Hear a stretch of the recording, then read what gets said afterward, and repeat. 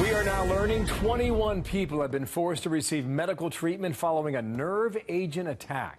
The toxins targeting a former Russian spy living in England while he was with his daughter.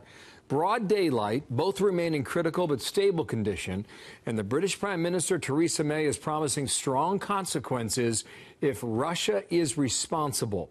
The foreign minister from Moscow responding to that charge a bit earlier today. This is pure propaganda, the inflaming of hysteria. And if anyone's interested in our assistance with the investigation, whether it be on the poisoning of some subjects of the United Kingdom, or rumors on the interference in the affairs of the United States during the election campaign, or anything else, if you really need help from Russia, then we will be ready to consider such a possibility. Well, what a scenario. This is Nigel Farage, former UK Independence Party leader, Fox News contributor out of Naples, Florida today. And Nigel, welcome back here to America's News. And we got a really good mystery here. What do you think's up?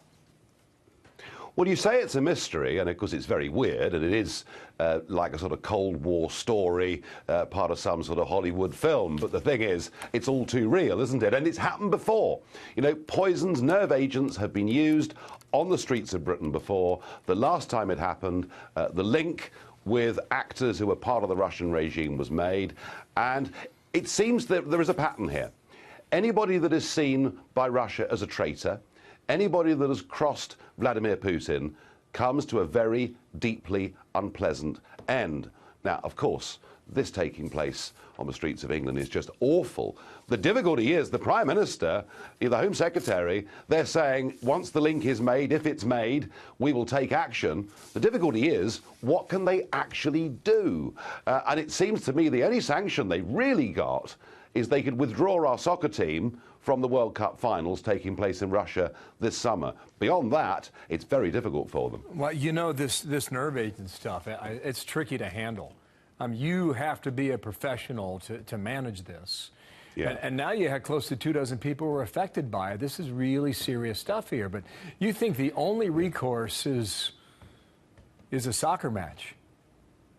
Well, look, I mean, last time this happened was 10 years ago, and a guy had poison, polonium, put in his tea, a radioactive substance. He died a horrible death, and we expelled a few diplomats. You know, it's as I say, it's very difficult to know exactly what we can do in response to this if the link is proven. Yeah, maybe the other better question is, what's Vladimir Putin up to? This was a former spy, apparently. He had been in jail until 2010 in Russia and went to England for asylum, correct? Yes, that's right. I mean, let's put it like this. Russians do not look kindly upon traitors, and they see this guy, Skripal, as a traitor.